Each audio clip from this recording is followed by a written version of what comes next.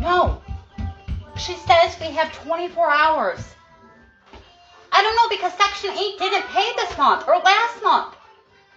You guys, my landlord just showed up to our house, our trailer, okay, and told me that we have 24 hours to move. 24 hours, not even 24 hours. She's giving me till 4 o'clock tomorrow to be out. Me and my 6 kids, because Section 8 didn't pay our rent this month. And then when she went to go look back, because they didn't pay this last month, she realized they haven't paid in 3 months. And you're just now telling me? Just now. She doesn't even have an eviction on paper. She's threatening to turn off the utilities if we're not gone by tomorrow. Where the hell am I going to go with 6 kids? Where? Because anywhere I go, I'm going to need first and last month's rent. And then she expects me to come up with almost $4,000 in back rent because Section 8 decided they weren't going to pay my rent. This is bullshit. What kind of rights do I have? She can't do this to us. Where are we going? No. So 2 quick things. But if you guys could like the video, I greatly appreciate it. Only takes a second. But when I see somebody and they're basically saying they're on Section 8 and they've been going all this time and they haven't known that their rent hasn't been getting paid, that tells me you don't check it. And you not checking it, in my mind, what that can signal is that you're not really trying to get out of your situation. You're just staying the same way. Because I would like to see your income fluctuating from time to time. If you can work overtime, you try to work overtime. If you're trying to get a better job, right? Your income should be fluctuating. So those payments should probably be fluctuating as well. But if you're just kind of staying at the same level and you're not trying to improve, then you wouldn't even have to check it because you know it should all be there because nothing's changed with my situation. When, in my opinion, things should be changing. You don't just get to live off this forever. Now, also, if I was a landlord and you're telling her she's got to be evicted in 24 hours and then you're just going to go home, you should be very worried. I wouldn't be able to sleep because, you know, you try that and then you go in the morning and you might be in for a big surprise. Your house might be tore up if she really has to move. It seems like really she doesn't have to. It seems like this is like a tactic that the landlord might be doing. Didn't really go through the proper channels. But if she's taking it serious, then you may be walking into something when you go back. Not only did our landlord shut our water and electricity off because Section 8 didn't pay our rent this month, they just changed our locks. They just changed our locks. We are sitting next door in the parking lot, not able to get in our own home. I called management. They are telling me the only way they are giving us the new key is if we pay rent right now, today. Not even giving us a warning. So not only did they turn our shit off illegally, they have now changed the locks on our door. Everything we own is in that house. How can they do this? How? They won't give me the phone number to the owners, so I can't even get a hold of them. Police won't get involved. What can I do? What can I do? I have 6 kids and I'm locked out of my own house. How is this legal?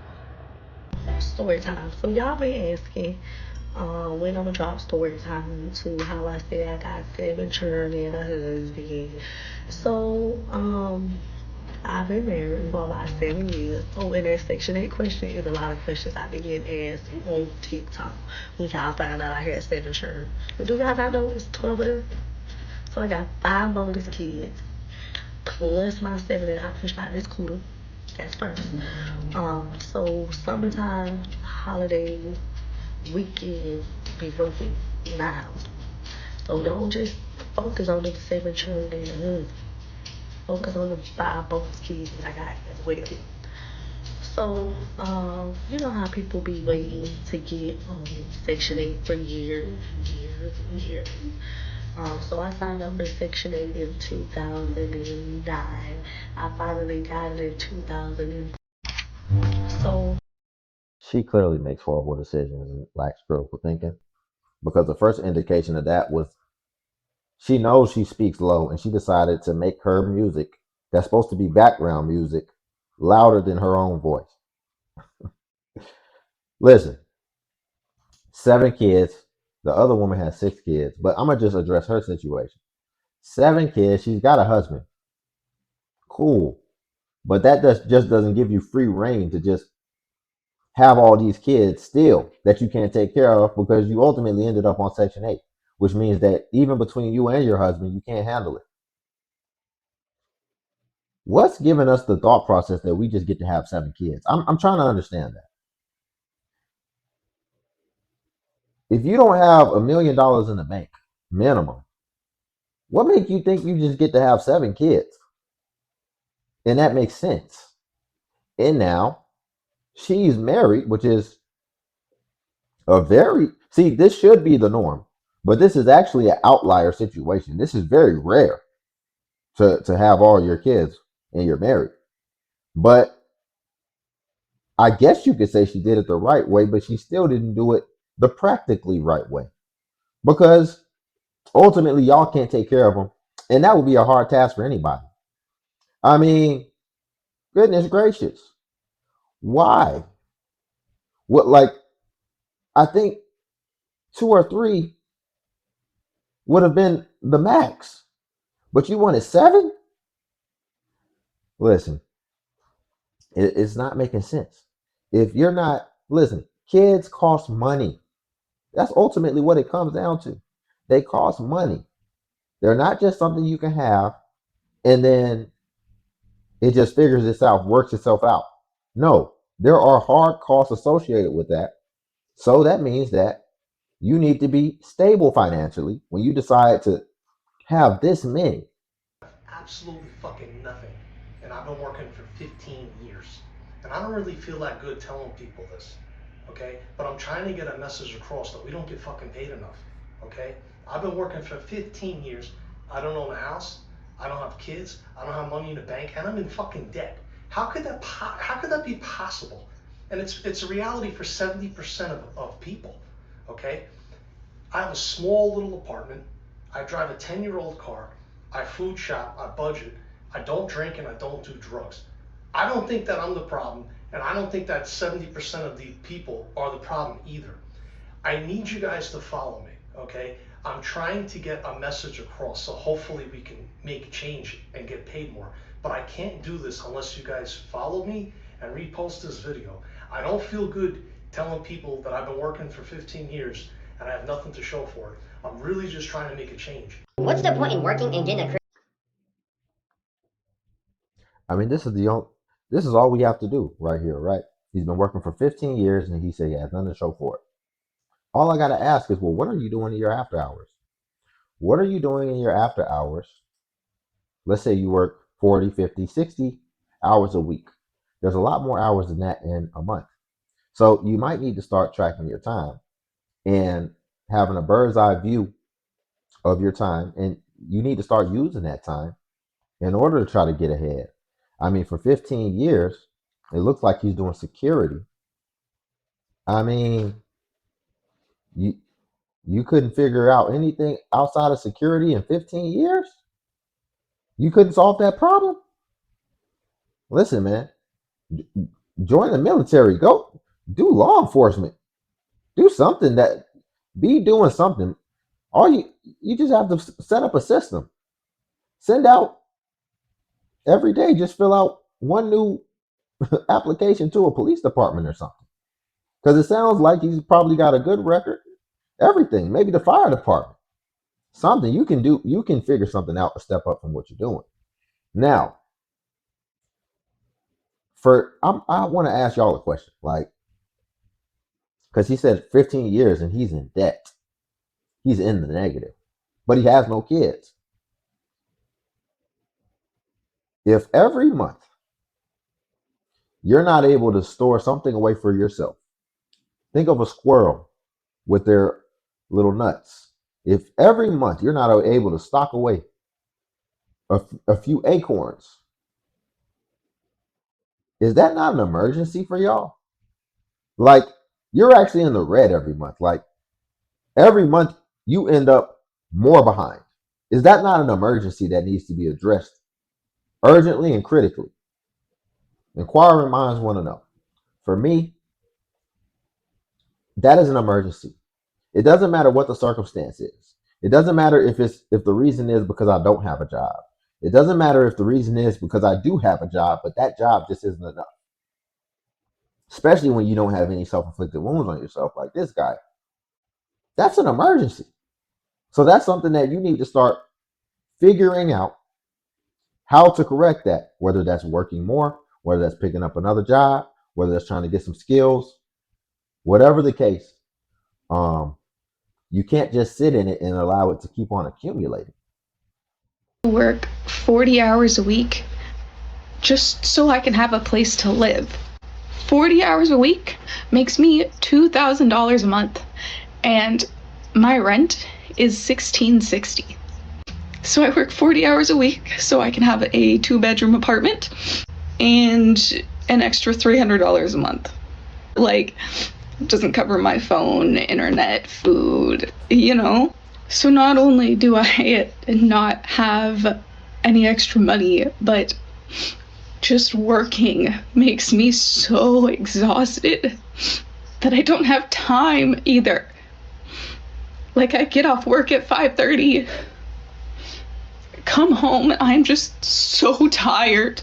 Anything that I need to do outside of work, I then just push off to like the weekend, and I'm like, I'm just too tired to do this after work. I'll wait until Saturday. So then I end up with so much to do on the weekend that ends up having to be split into 2 days. So I have to do stuff on both Saturday and Sunday. So then I don't get a day off. I don't get a day to relax. I don't get to decompress. So it is really like working 7. She has a 2-bedroom apartment, and it appears that she's single with no kids. These are the decisions that we make. For whatever the vain reason was that she decided she wanted the 2-bedroom apartment. Maybe she wants an art studio. Maybe she wants her own office. Maybe she wants a makeup room. No, ma'am. You need a studio apartment. You need to have your bed in the kitchen and the bathroom. That's what you need. It's just that simple. And now you may be paying $600, $700 for wherever you rest your head. And now you have a little bit of extra money. Also, she mentioned she's just too tired, but she's working 40 hours a week. I'm so glad she was transparent. See, most people aren't transparent when they come on here, and they don't tell the parts that they don't want us to know. And so it's actually hard to really hash out the solution. But you're only working 40 hours a week. Let's be honest, why she's so tired. She's probably on social media a lot, and that's draining her energy. So after working 40 hours a week, she doesn't have any more energy left. Well, part of the job, see, we just look at jobs as this blanket thing. Guess what? The job itself also is a part of the strategy. You're going to be on social media anyway, don't you? There are absolutely jobs where you can just go sit somewhere and just be on your phone. Whether that's a receptionist in a building, right? Like a corporate building, a hotel, a apartment complex, a lease, an office. You can find another job that really wouldn't take up much energy and be doing anything outside of what you would have done relaxing in your house anyway, which is just sitting down on your phone. You can find jobs like that, but you have to look at it as a strategy, and you'll be getting paid to do that. And that's the beautiful thing about it. And then notice what I said though. On one end, I said she needs to cut somewhere, meaning she needs to downgrade her apartment. But then on the other end, I also added something. So she will be doing two things at worst, which should result in at least 2x the result, in my opinion. So this is how we have to start thinking. This is what we need to start doing. And then, and at the same time, mitigating risk, meaning not putting self-inflicted wounds on yourself. Don't put self-inflicted wounds on yourself. Keep moving forward. Make sure that you keep a few acorns for yourself and do that continuously, and don't do anything that would then just drain all the progress you've made of stockpiling your acorns. And you'll be able to continue moving through life. And one day you'll look up and you'll have a nice little savings, which ultimately results in more leverage, which ultimately results in more opportunities, which ultimately results in more options. So we'll leave it there for today. If you like the video, I greatly appreciate it. It only takes a second, and it actually does help out tremendously. Also, if you could hype the video, hype is a feature that YouTube offers where it helps smaller content creators like myself. And the more you hype, the more it actually pushes us, to the extent that it pushes the larger content creators. So I know it's end of the week, so probably don't have much more, but I appreciate everyone for always hyping, always engaging. And then also Patreon link below if you want to see self-improvement content. But until then, I'll catch you in the next video.